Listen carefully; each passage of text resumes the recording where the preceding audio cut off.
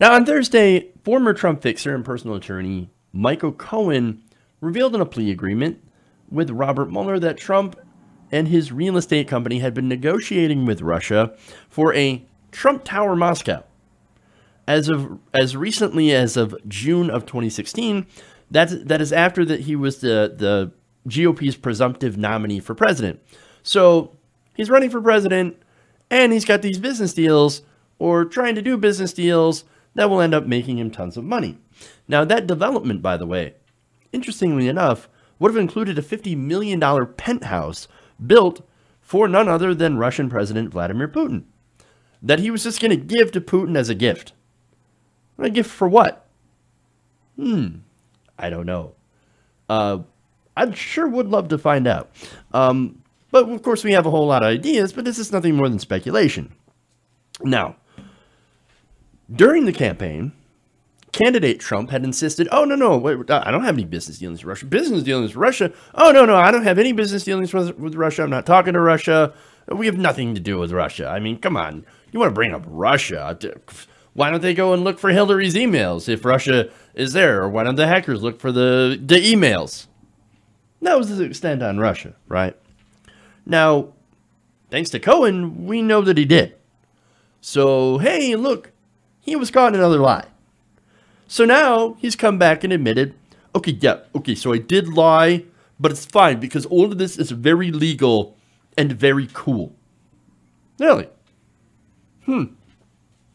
Now, I'm going to go to a tweet here from the president. He said, oh, I get it. I'm a very good developer, happily living my life. When I see our country going in the wrong direction, to put it mildly, against all odds, I decide to run for president and continue to run my business. Very legal and very cool. Talked about it on the campaign trail.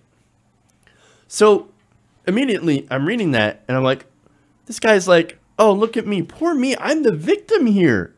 I'm just minding my own business. And then I saw the country was just doing so terribly under Barack Obama. So I had to just step in. I had to give up everything, which he didn't, to go and step in to try to save this country and to make America great again. And it just so happened to culminate with me basically becoming the most powerful human being on earth. I mean, I didn't have to do it, but I had to do it because I had to make America great again. And the whole thing would cost me money, but I still had to do business. And that's why I had to do business. But I wasn't going to benefit from it or anything like that. And I could have lost the presidency, and then I would have had to fall back on my business. Wow. Okay, then. So I'm the victim. Great. Now, here's the thing about that. That's a lie. Him not losing any money from the presidency, from actually winning and running for office, complete fabrication. His business, Mar-a-Lago, hiked their fees to like $200,000 to become a member. And guess what? When he spends time in Mar-a-Lago, he calls it the Winter White House, right? And these people that want the ear of the president, will now pay this higher fee to get to meet the president. And of course, it's people that are business leaders, etc. You know what that money goes? That money goes right into their pocket. Now think about foreign dignitaries who want to strike some sort of deals or trade deals, etc. with Donald Trump, or get something in return.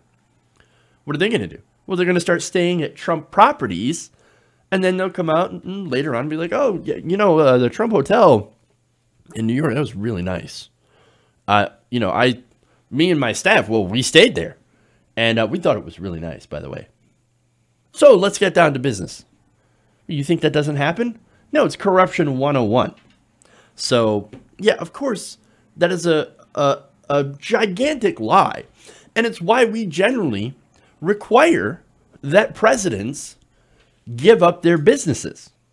There was a president that had to give up his peanut farm because, it would be a conflict of interest.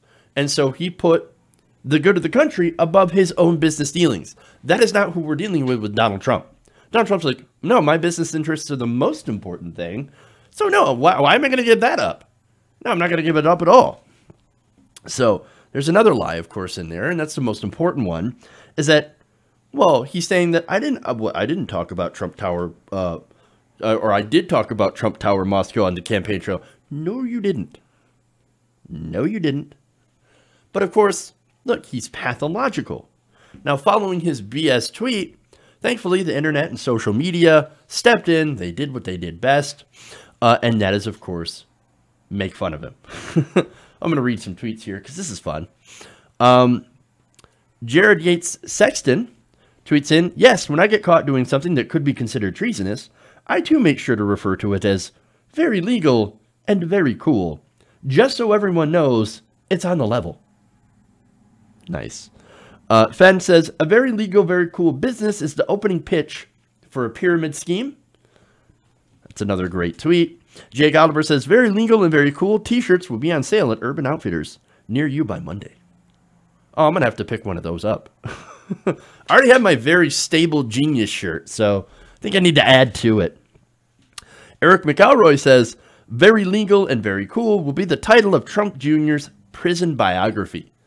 And of course, if you're not sure what's going on here, when it comes to Don Jr., he might be next on Mueller's list. So, oh boy. And that, of course, has to do with the Trump Tower meeting itself.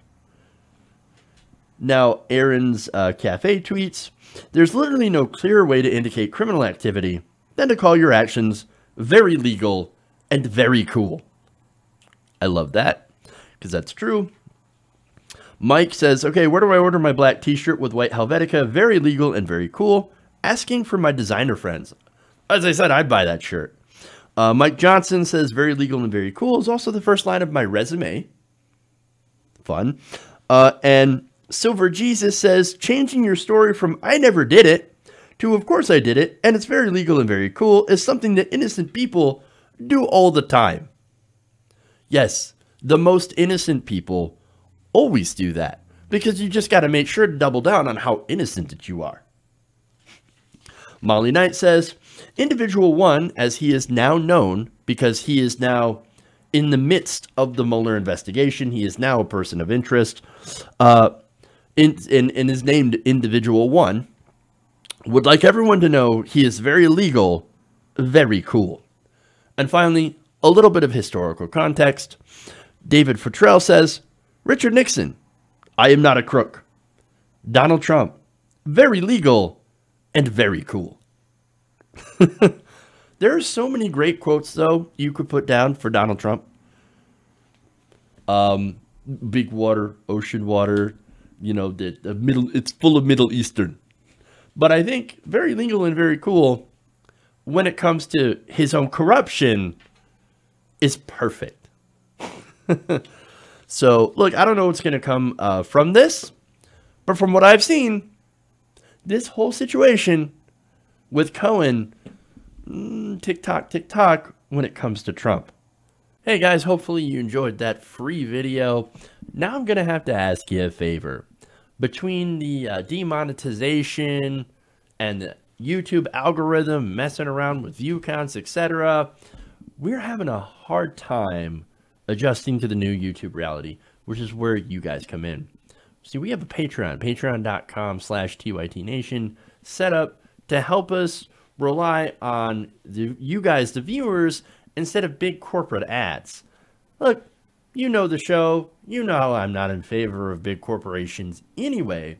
So help us transition away from relying on the ad model to pay the bills and sign up to be a patron, patreon.com/TYTNation. That goes a long way to help us keep the lights on.